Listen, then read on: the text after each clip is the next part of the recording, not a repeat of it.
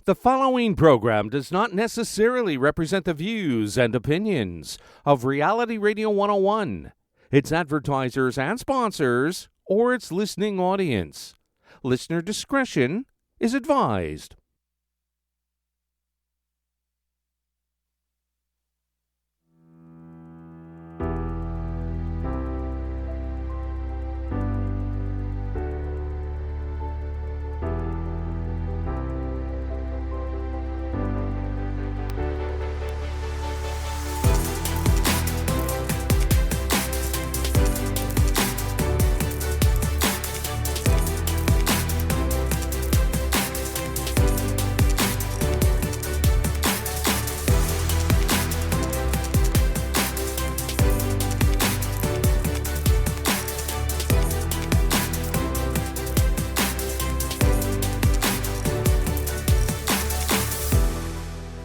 Good afternoon and welcome to the Bear Psychology Radio Show with psychologist, author, and speaker, Dr. Anna Baranowski, where mind, mood, and what matters to you are discussed.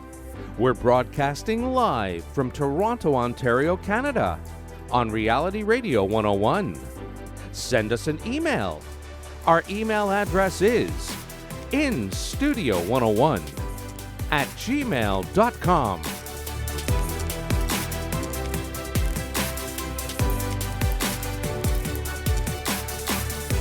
And now, right to your host of the Bear Psychology Radio Show, Dr. Anna Baranowski.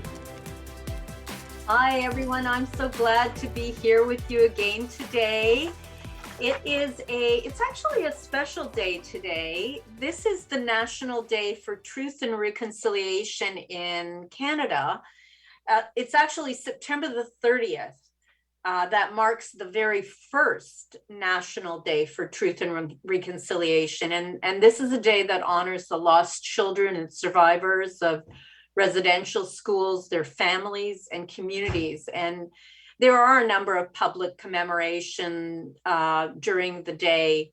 And really what we're doing is looking at the tragic and painful history and even the ongoing impacts of residential schools in Canada, and recognizing that it is all of our responsibilities to recognize what has happened on our land, and that we really are on borrowed land, and that so many of the population that were our First Nations have suffered so much in the residential school systems. And so, I want to just start by, really looking at that and understanding that we need to leave some space and time to understand the impact of that. And also to, again, go back to the idea that we are all responsibility for being part of the solution and part of kindness as well, and how that might play out. So on today's first National Day for Truth and Reconciliation, I just ask you all to maybe take a moment and think about the First Nations populations in your community, and really how important they are, and the fact that we are all on borrowed land. So today I have a really remarkable guest who is joining us from Ranch Hands Rescue, and that is Landon Dickeson, and he is the clinical director with this organization, this charitable organization in Texas, Denton, Texas. And Landon is a professional counselor. He's a licensed professional counselor, and he has focused his career on trauma-informed care and interventions that really get to help people move into their trauma work and through it. But he's also got some very interesting work that he's developed and working with at the ranch. And so we get some time today with Landon to hear a little bit about the very unique programming at the ranch, where they are using animals who themselves have been injured in some way or neglected or traumatized. And those animals are meeting with humans who have been injured and traumatized in some way, and how that human to animal connection can actually be part of healing in populations that don't necessarily respond well to typical interventions for trauma. So I think at the ranch, there's a combination approach, which is something I really, really love. I've seen in my practice as well that sometimes you really need to be open-minded in terms of the different kinds of interventions that are used, that we have to sometimes look beyond what is traditional and recognize that we're complex as human beings. So sometimes the things that really touch our hearts and help us heal are not necessarily based on a research paper that's published or some kind of study that has been produced. So, the work at Ranch Hands Rescue really looks at all of that. Now, if you're part of our listening group today, I want to just remind you to please do communicate with us, ask questions, be part of a conversation. It always makes it an interesting conversation when we open it up to the community who are listening today. So instudio101@gmail.com is the email to use. And I will repeat that throughout if I can remember, instudio101@gmail.com. And please do contact us with your questions or your comments, and we will get a chance to open up the conversation with that. So I want to just say a couple of things about Bob Williams, who is the founder and CEO of Ranch Hands Rescue. He had a stroke in 2007 and decided to retire from a career at Motorola. And after he took some time to recover, he decided to start something really remarkable that would save both animals and people. And in 2008, he developed this Ranch Hands Rescue, which is really a farm animal sanctuary. And his vision was to make this incredible partnership between the abused animals and trauma survivors. And he has stayed with this remarkable program and expanded it, including care for victims, especially children, who really need something that's very non-traditional to address their extreme trauma. And, he's also done something more recently in opening up a very special niche in mental health services for treating very complex trauma cases, specifically human trafficking and veterans with severe PTSD. And more recently, he's created something called Bob's House of Hope, and it is the first safe house in the country for male victims of sex trafficking. So on that note, we're going to move back to Landon and hear a little bit about the unique programming at Ranch Hands Rescue. And I'm really glad to have you here today, Landon. So thank you for joining us. And maybe you could just start by telling us a little bit about yourself and how you even got into Ranch Hands Rescue. Sure. Thank you so much for having me, Anna, and for that wonderful introduction. Remarkable, really beautifully said, and I really appreciate you acknowledging us on all those different levels, because I know it can be kind of overwhelming, all the different moving parts of who we are and what we do. So I appreciate you encapsulating all of it so eloquently. For my part, I started, going down the road of mental health recovery for myself. I'm sure there are many other people that can relate to me in that sense. It was a childhood trauma, trying to work through it and understand it.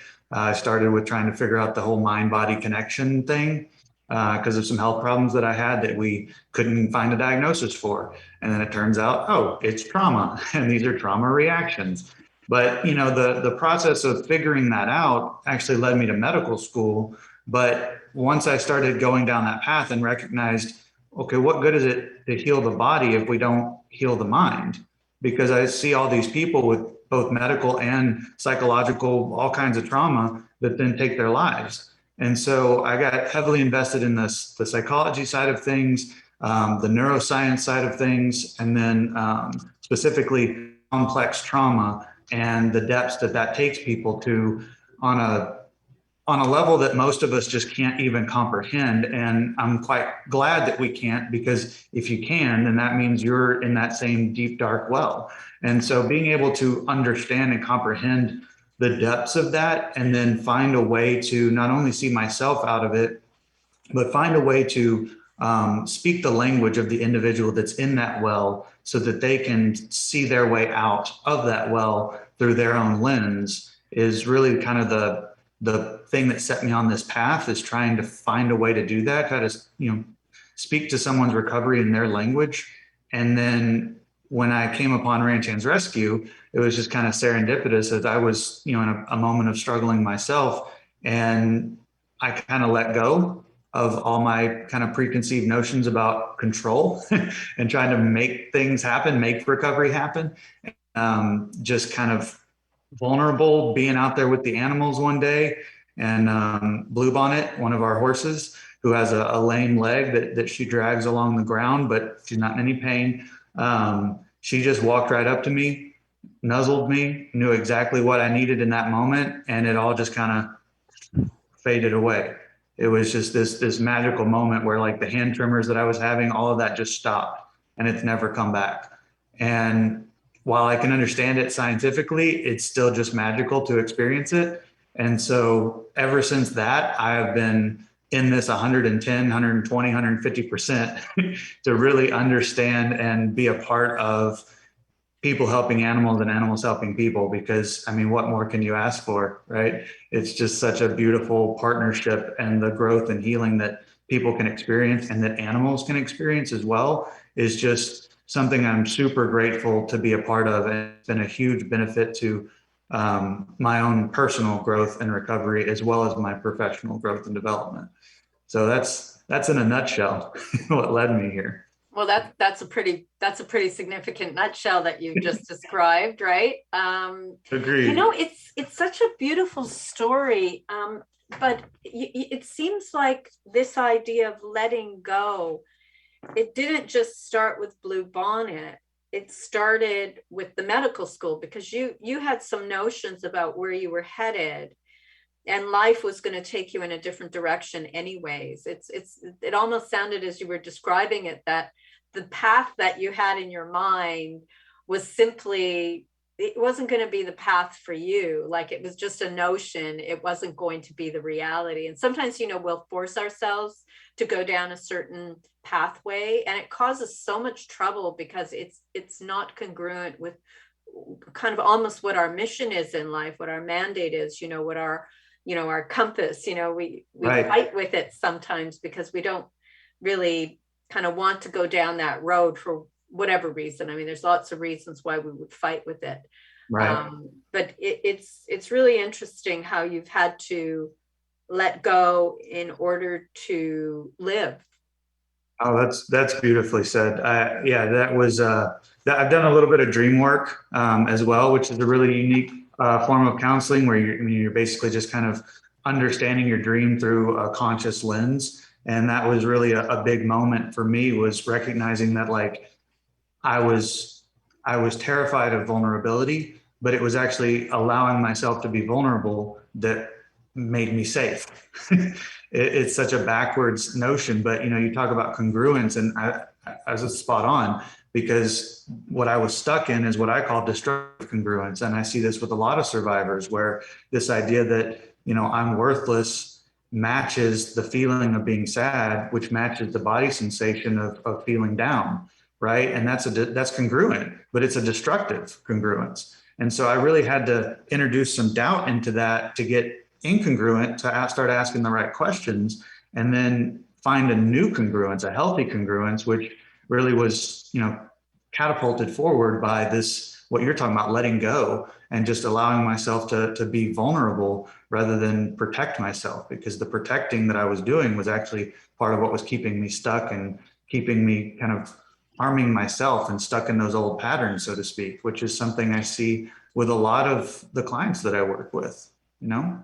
Yeah, well, and it's interesting. I think what you said, I am worthless. When I hear people say things like that, you tied it in with your dream work, being terrified of vulnerability, and then realizing that your vulnerability is the only thing that makes you safe, but also a theme of worthlessness that was kind of running through the background in your life. And, I just find when people finally are able to really embrace the themes that run their life, then they have some hope to maybe free themselves up from that as well. Because, if worthless is what we are constantly perceiving, and we're tying it into everything, using examples of our current life to reinforce, oh yeah, of course, well, she didn't call back, or, he doesn't want to do this with me, or, it's like, it's going to be a really bad experience. And, of course, because I'm useless and I'm worthless. And when we go down that path, we use current day events to corroborate the belief system. And usually there are many, many events that came before that led us to believe that in the first place. Right. And then if we have a feeling that is associated with I am worthless. Because see, what I'm saying, Landon, is I would separate what we call the feeling from the belief. Right. And so you can have the feeling as it lands fully within inside of yourself. And then what most of us will do is we will go on a hunting expedition to reinforce, corroborate, right. I am worthless. So, I mean, you're doing this work all the time, so you would know exactly what I'm talking about. I see you here, like nobody else can see you, but I'm watching you. Nodding. Yeah, I'm like, yes, preach. I'm with you 100%. And to your point, like, what makes the work with the animals so impactful? I think at least one of the layers is that none of that can apply when you're with them. Because one, especially our special needs animals, they get it.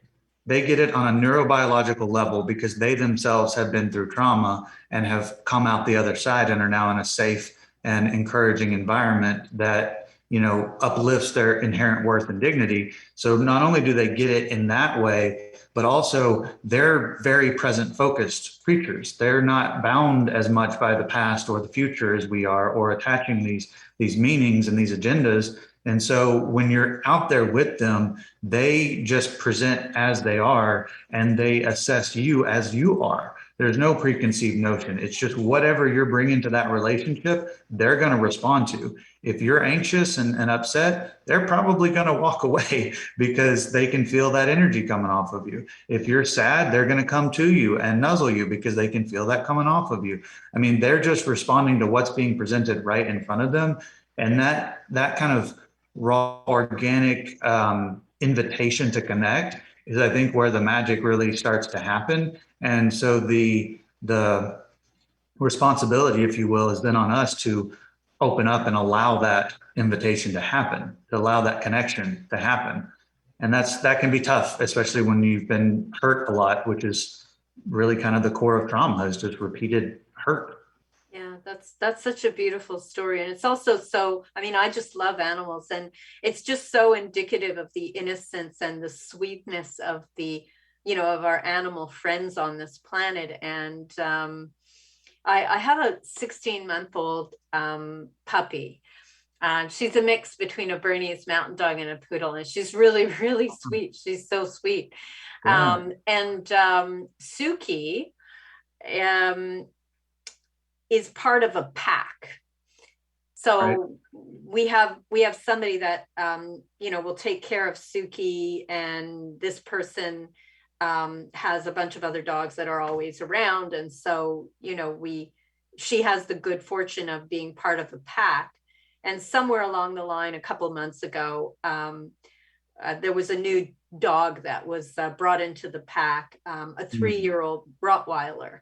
And the Rottweiler and my dog Suki have this like deep, deep friendship. Like, it's just so amazing. And I had not met Suki's boyfriend. Suki's boyfriend's name is Lance, and I started to get these little WhatsApp, pictures of Suki and Lance, and Suki and Lance from the person who takes care of the dogs. And then one day, Suki came to the backyard here with the pack and Lance. Now, Lance had never met me before, but upon me entering the backyard, and Lance is like a massive Rottweiler, Lance, who'd never met me before and apparently isn't much of a kind of a super attentive dog, came right up to me and was like super engaged and wanted my attention. I think it's just because, animals are so smart. They know. Lance must have known I belonged to Suki. Right. Which was like really sweet. Right. Isn't that so cool? They really speak their own language. I mean, they do. It's not English, and that's fine with me, but it is a clear language if you develop the ear for it. And yeah, I think you're spot on. I think he knew who you were, really, not who you were in the sense that he had previously met you, but who you were at your core because of his connection with Suki. Exactly. Beautiful. Yeah. That's what I think too. Like we miss out on, you wouldn't miss out, but I think a lot of people do miss out. You don't miss out because you're surrounded by it all the time and you've had these beautiful experiences. But I think we do miss out on the real profound connection that we can have with animals. And, when people don't have that in their lives, I kind of can see how important it could be as a healing part of life, a restorative part of life. We have some emails that have just come in. So I'm just going to read one, and we're just going to read as we go along as they come in, if that's okay with you. This one is from Ari, and Ari says, hello, what a very beautiful concept, helping humans and animals get the second chance that they deserve. Blessings to you and your project. Ari from Aurora, Illinois. Thank you, Ari. That is very kind. Lovely. Yeah. So I think people can really connect with what you're doing.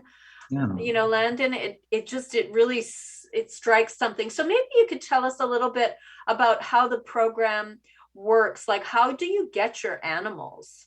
Sure. Well, yeah, let me pair a little bit of just kind of basic, who we are, what we do, with a story that I think really speaks to the whole picture. A lot of our animals are from law enforcement, so it'll be a seizure from an abuse and or neglect situation. As we know from developmental psychology, neglect can actually be far more damaging than active abuse in some cases, and that's especially true for animals. Because a lot of them, they come in with a body score of 1 or 2, which, on the Heineke scale is horribly underweight and just basically death's door. And so the recovery process can be lengthy and expensive. That's part of why they're normally put down by other organizations. So the two places we get them from is law enforcement or other sanctuaries that can't handle their complex or ongoing medical needs, right? So a good example would be Rue. Rue is our one-legged dog. She was born with 3 deformed limbs, and she was surrendered to a sanctuary by her owners. And then that sanctuary couldn't take care of her. So they asked us to take it on, and we took on the project. And we got her some prosthetics, but because the whole process is so expensive, we ran out of funds because we're a nonprofit and we operate entirely on private donations and private grant funding. And when we ran out of those funds, I volunteered to help out. I was just in a counselor role at the time, not management. And I drove up to the vet hospital in OSU. It was about 4 hours, so 8-hour round trip drive. And they taught me how to do neurodevelopmental sequencing and just ongoing physical therapy, how to use the prosthetics, et cetera. And so I brought her back to my cottage, and in between client sessions, I was teaching this little, one-legged dog how to walk on prosthetics. And she went from, sadly diarrhea and infections and stuff, because she's always laying down, to being able to walk, run, healthy, no more infections. She can even take on stairs now. It's amazing what she's capable of. And yeah, it was a lot of hard and heart-wrenching work, but the other half of it was simultaneously, I was working with a young man who was 14 at the time, and he had been through numerous sexual abuses from family members, including the family dog. He had been in and out of programs. He had been, multiple suicide attempts, substance abuse, out of school, fights, you name it. He was struggling with it. And so, our focus in our program is those who have not gotten better in other programs. So they need that different or more alternative approach.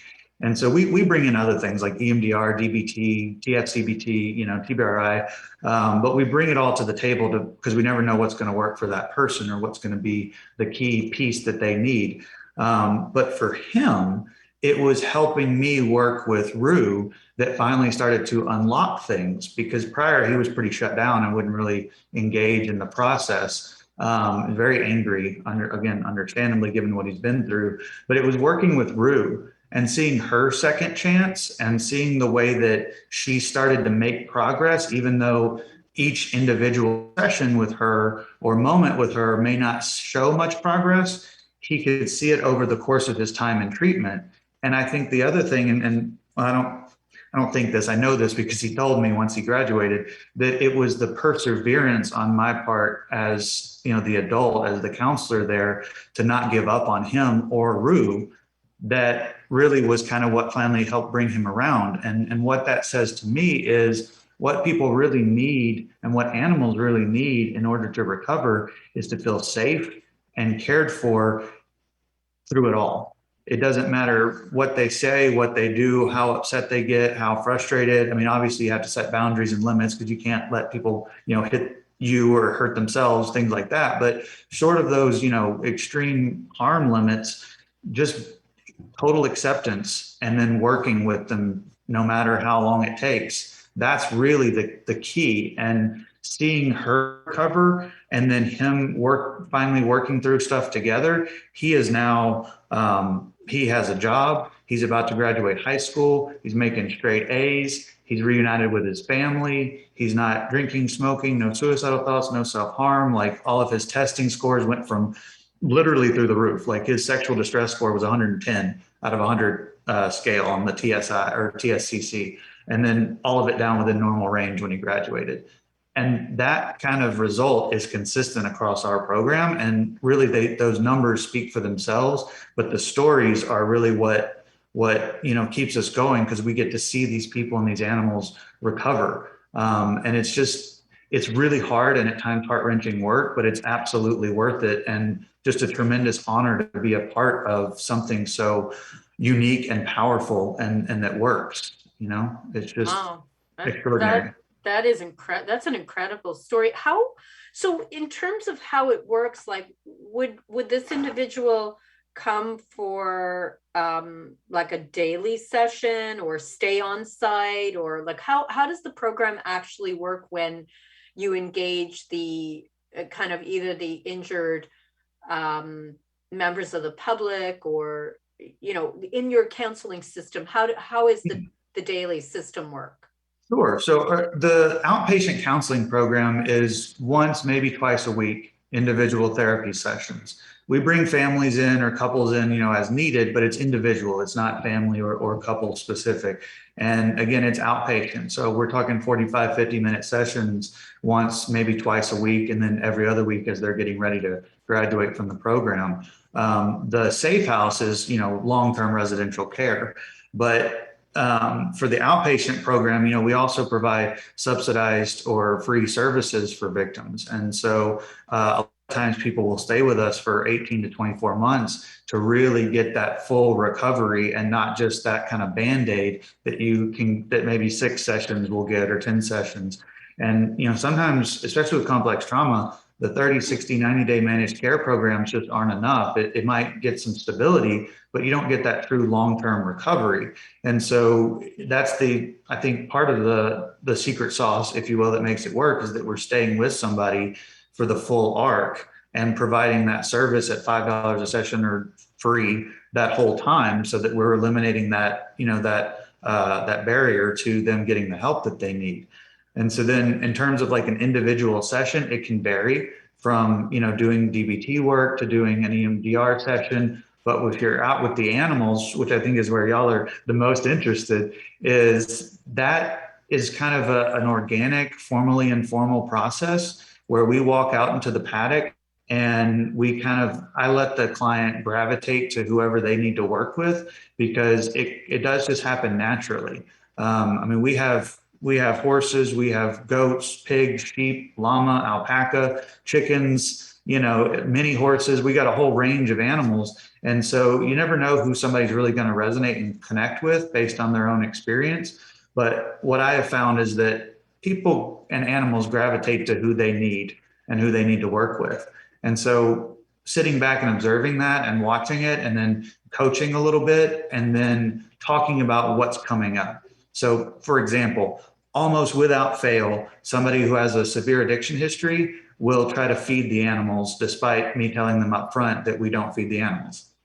And so then that's an opportunity to explore, okay, what is leading to that? Why is that the reason that, or the way that they're trying to connect? And it's because in most cases, that's the only way they ever learn to connect, is through something else that provides a dopamine or, serotonin spike, right? It's the drug. So in this case, because they don't have the drugs and they're trying not to do that, they're using some other medium like hay or peppermints or what have you, to connect with the animal, rather than just allowing themselves to be enough for that connection.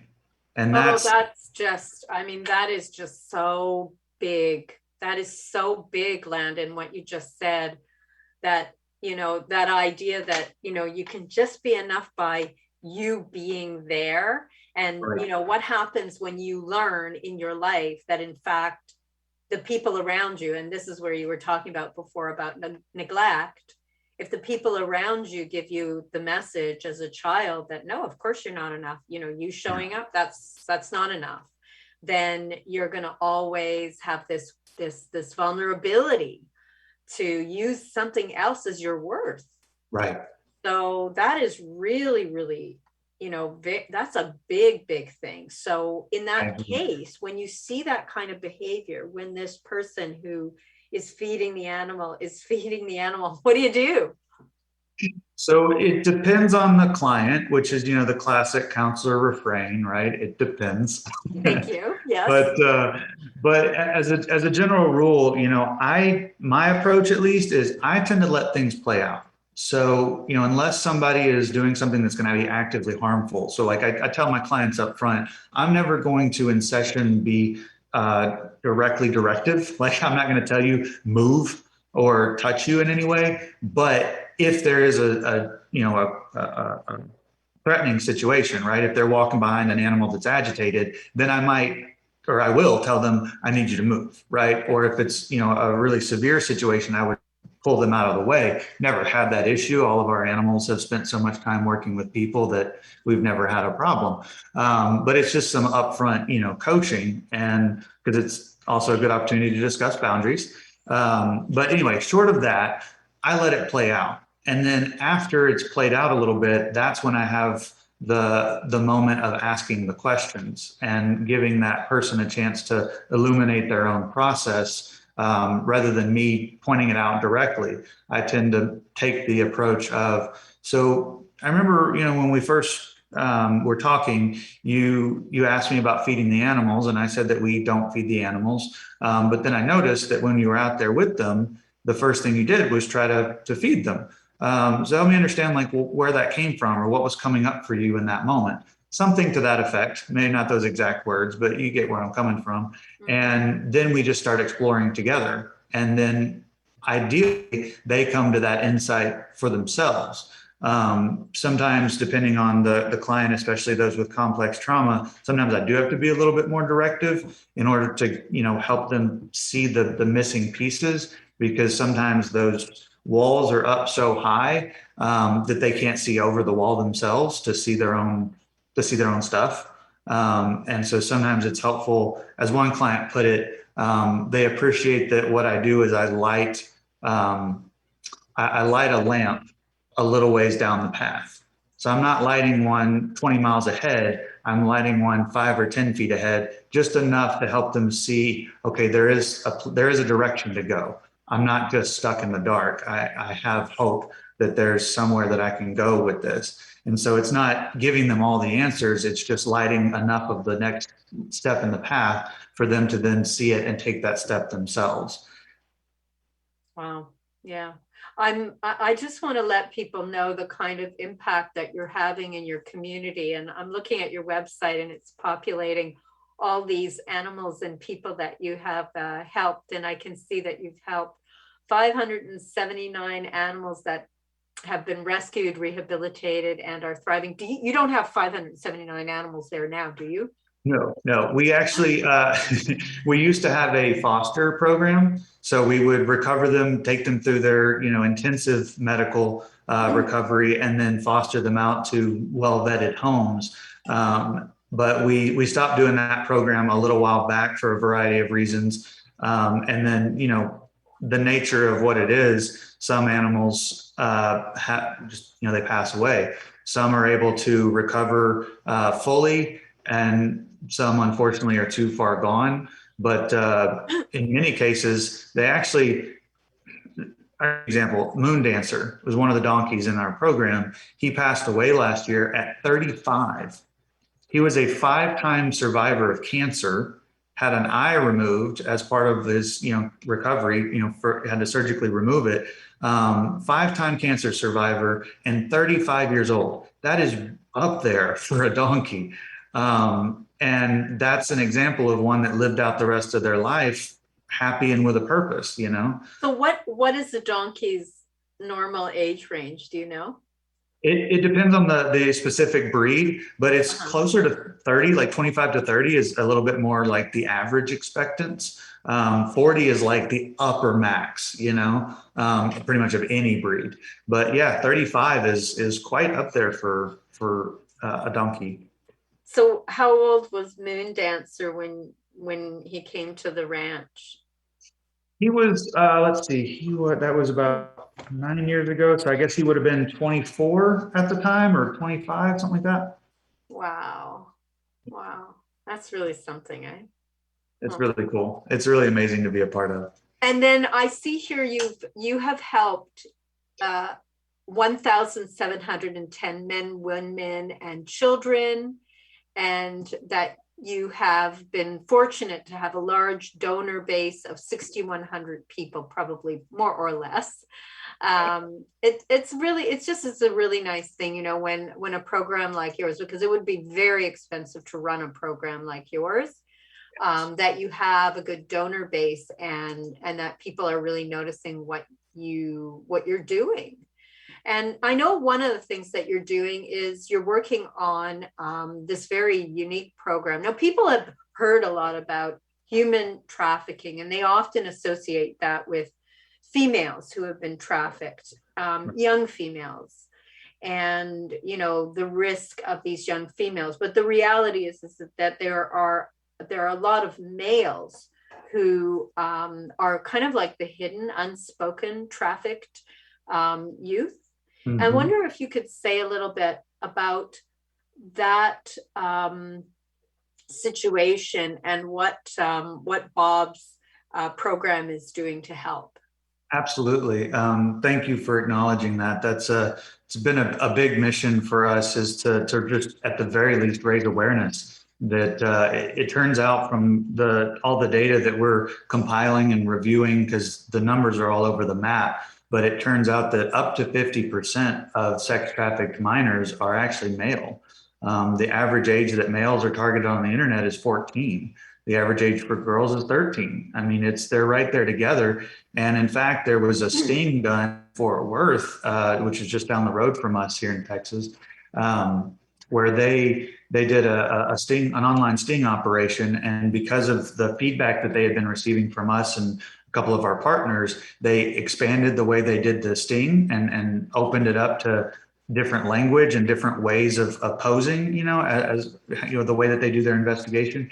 And it turned out 4 out of the 10 men that they arrested were seeking boys under 15. Okay. That's 40% in our own backyard right there.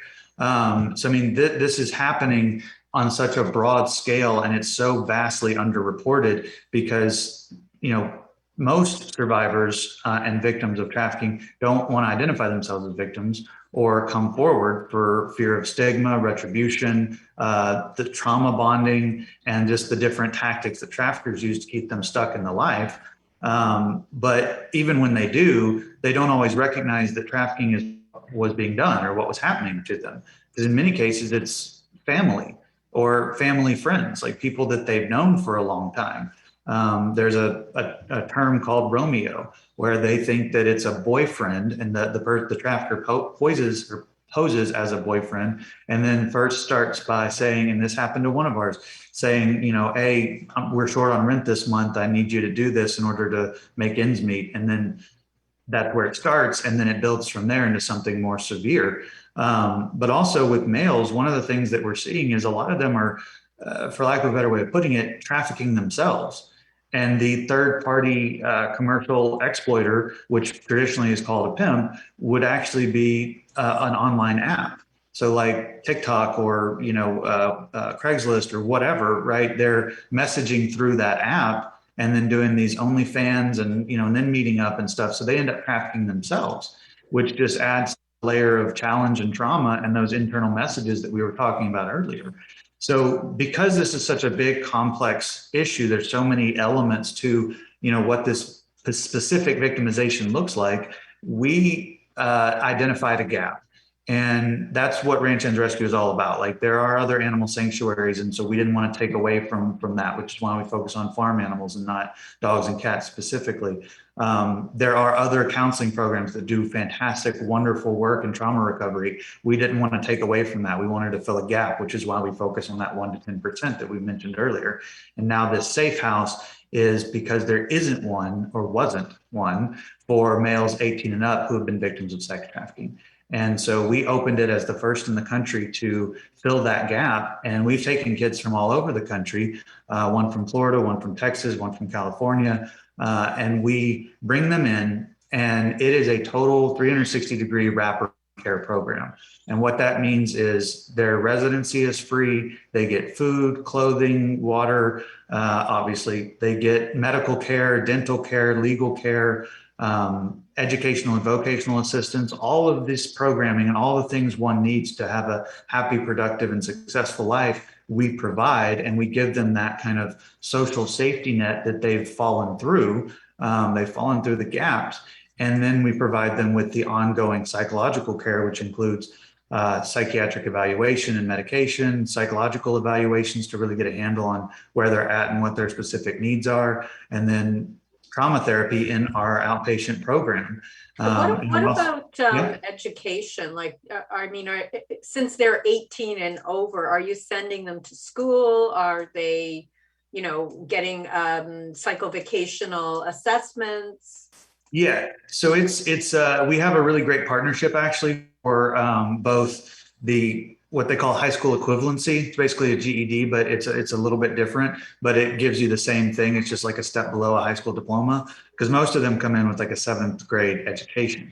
And then once they have that, they're then set up for pursuing associates or vocational, like trade schools. And so if they want to go to a 4-year university, we'll help them get set up with that. But right now, we're focused on, especially in the first 6 months, we're really focused on medical stabilization, physical stabilization, psychiatric stabilization, and then those long-term goals. So we get it all started within the first 30 days and kind of let it build based on that individual's unique needs. But the education that we're doing right now is all in-house and virtual, which is, partially just due to COVID, but also due to the stability that they need and the safety that they need until they reach a certain level of recovery. That is actually really a nice part of the story, because I understand, doing a lot of trauma work, that sometimes when people are sent out into the community, they don't necessarily adapt to those new environments so easily, especially if the trauma is very severe or acute, because they're still using that background kind of inner negative belief system.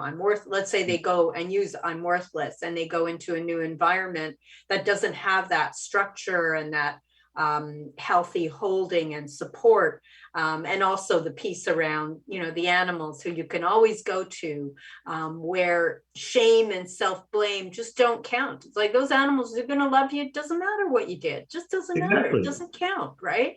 So, it creates a really healthy holding. So it's interesting that you've created a situation really like a sanctuary where people can get that integrative care of all elements within a community where they feel included. But, given the numbers, and by the way, if people want to email at instudio101 at gmail.com, and there is a lot of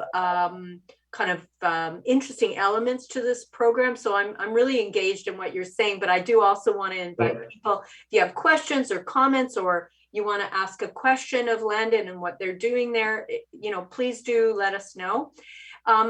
Again, now on your site, the facts on trafficking, there are approximately 79,000 minor and youth victims of sex trafficking in Texas. And what you've said is about half of those are males. And there are approximately 234,000 workers who are victims of labor trafficking, and an estimated 313,000 victims of human trafficking in Texas. And it's interesting because on your site, it talks a little bit about the unique positioning of Texas in your long corridors of untold highways running north, south, east, and west, and the border of Mexico and the Gulf of Mexico, and just that somehow that creates a conduit for all this trafficking activity.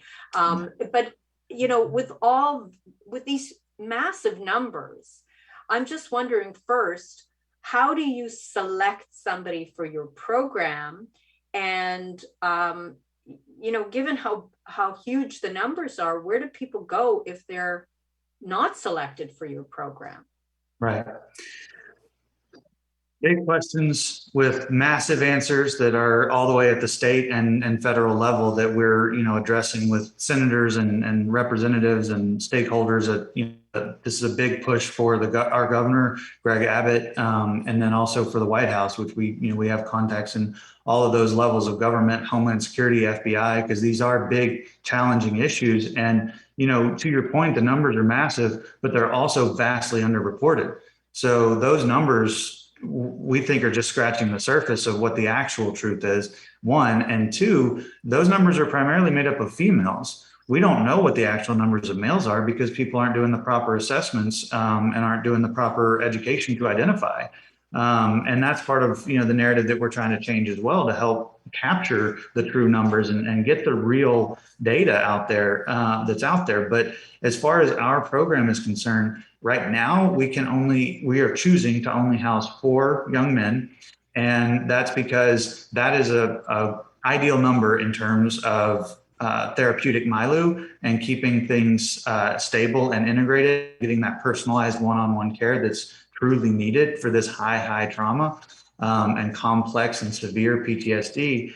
And so we have already seen the need to expand, to your point about the numbers. And so in 2022, it's our initiative to expand by buying some land and opening new houses, both for minors and for additional adults.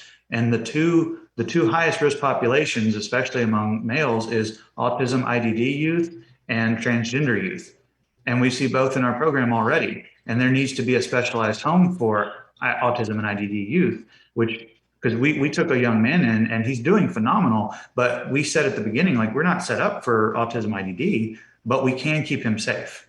Because to your other point, there is nowhere for them to go. The 3 places that they end up when they can't come here because we're the only one is treatment hop. So they're in ICUs, they're in ERs, they're in psych hospitals, they're in outpatient clinics, they're in IOP, they're in everything. And they treatment hop for years. And then, so that's 1. 2, jail. Jail is the #1 provider of mental health treatment in America, unfortunately, which is another narrative that we're trying to change by being part of the solution. And then 3, death. trafficked youth have some of the highest rates of suicide, self-harm, substance use, homicide, overdose, in the country. And when I say highest, I'm talking like the risk of suicide death, not just attempt or thought, is 7 times higher than your normal or your standard, if you will, suicidal thought statistics. So I'm not saying 7 times higher than the average person. I'm saying 7 times higher than other people who have suicide thoughts and ideations. It's just phenomenal. So we don't know how many we're losing to suicide, homicide, overdose, and prison. Well, see, and the prison conversation is actually, it's a really important one because I think it gets left out, and that is the very, very high numbers of people who have extreme trauma or exposure to extreme trauma who are then incarcerated. Yep. The studies that have looked at population PTSD or extreme trauma in incarcerated populations finds the number very, very high. And, homelessness. And homelessness. This is an email from Cody who just says, hello, is this program for females as well as males? And I think you're addressing that, but maybe you can help us to know whether some of the counseling is open for females as well. Can you talk about that? Absolutely, yes. The outpatient program is absolutely open to anyone. We see from 3 to 93, male, female, non-binary, across the spectrum. We're one of the only gender affirming programs in the country as well, both in the Safe House and in our outpatient program. So we see transgender youth in our program too. But the Safe House is just for males 18 and up. However, we are considering opening a house for females that have been trafficked on the autism IDD side, because that doesn't exist. So again, we're about filling the gaps that we see rather than, and then supporting our partners who are already doing that work. So like we see in our outpatient counseling, sex trafficked young women who are in a safe house of a partner of ours. We have several safe houses throughout the community that refer their residents to us for treatment. Mm-hmm, mm-hmm. And I mean, I'm also wondering, when you think about the situation with the incarcerated population, I mean, what do you imagine might happen that would be a better solution? Now, you had referenced the fact that a large number of these at-risk youth end up incarcerated. What's your vision of what would be a better solution? Wow. Dr. Baranowski, you really, you ask the big questions, don't you? That is man. Yeah. I mean, isn't it great just to have the conversation, right? Because it's not like we're going to fix these problems, but at least we can start thinking, what's the vision? Yeah, I'm with you. Criminology was an interest of mine in school. And so I actually did study this quite a bit. And that's where I first got interested in, understanding the intersection of trauma and criminal behavior. And just the fact that that's a very overlooked thing. We tend to still have this very old world mindset that it's somehow a character flaw rather than a pre-existing vulnerability due to childhood trauma. So, one, changing that narrative, I think is key, but 2, really has to be alternative placement.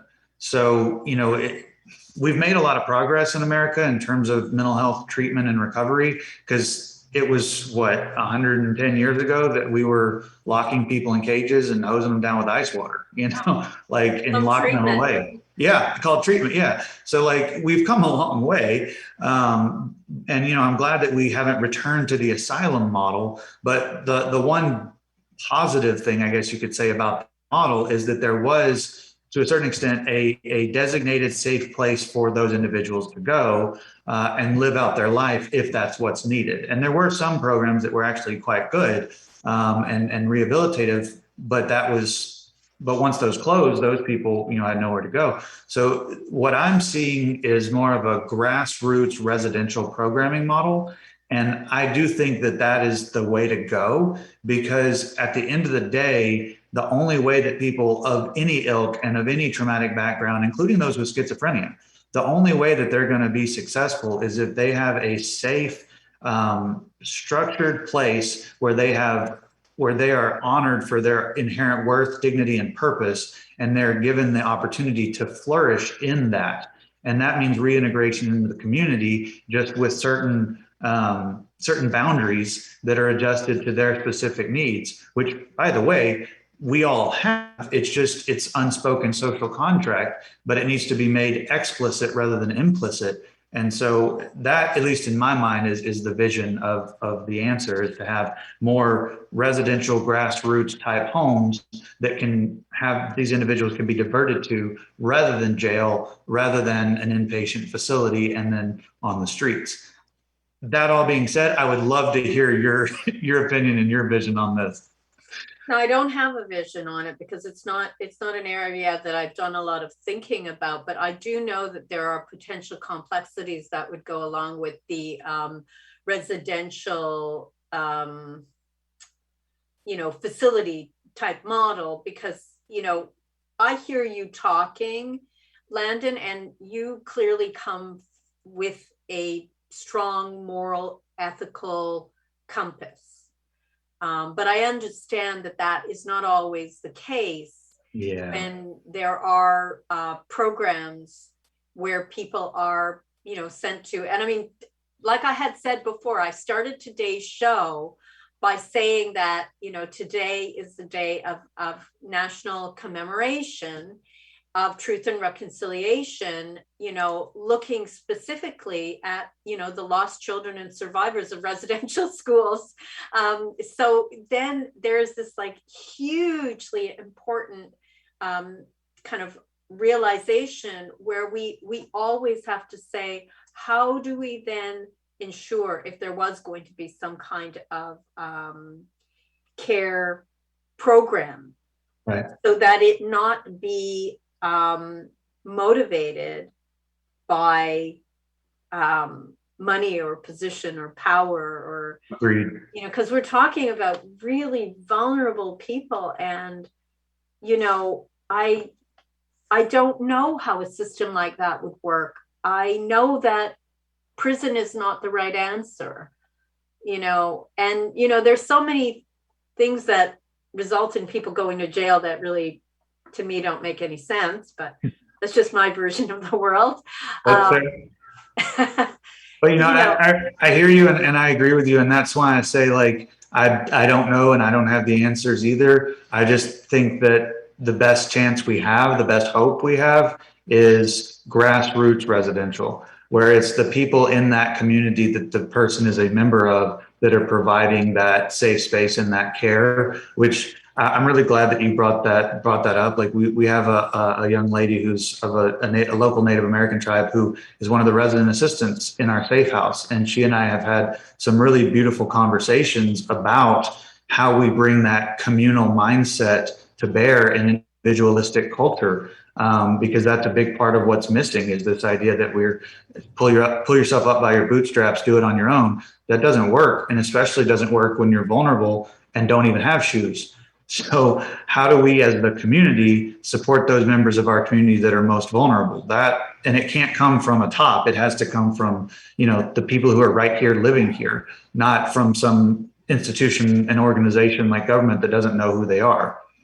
Okay, now I have another question for you. And I agree with what you just said. It makes a lot of sense. And I love that it's grassroots leading it. And also, obviously, there needs to be some kind of oversight. Like, when I hear you talk, Landon, you seem so clear in your coming from the heart and wanting to do the right thing. Where does that come from?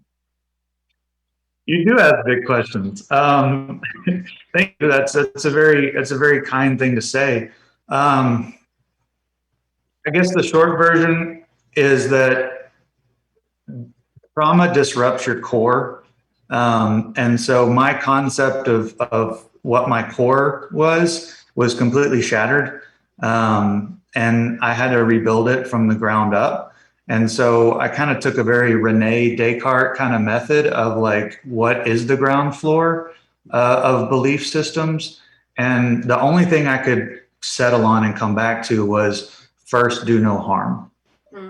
Primum non nocere. I can't think of anything more basic than that.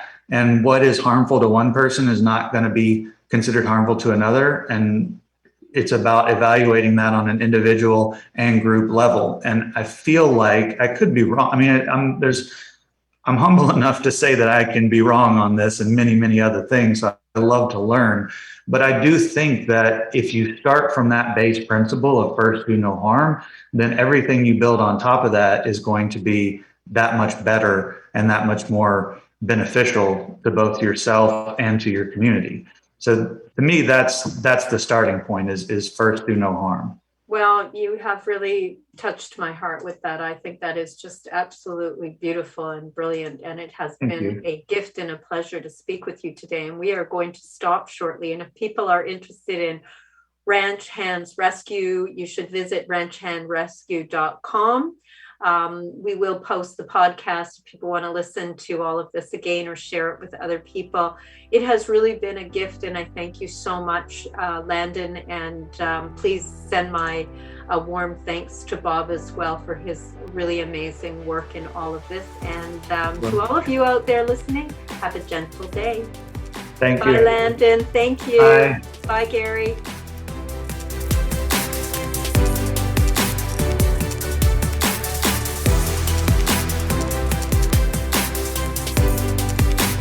Thank you for listening to the Bear Psychology Radio Show with psychologist, author, and speaker, Dr. Anna Baranowski, right here on Reality Radio 101.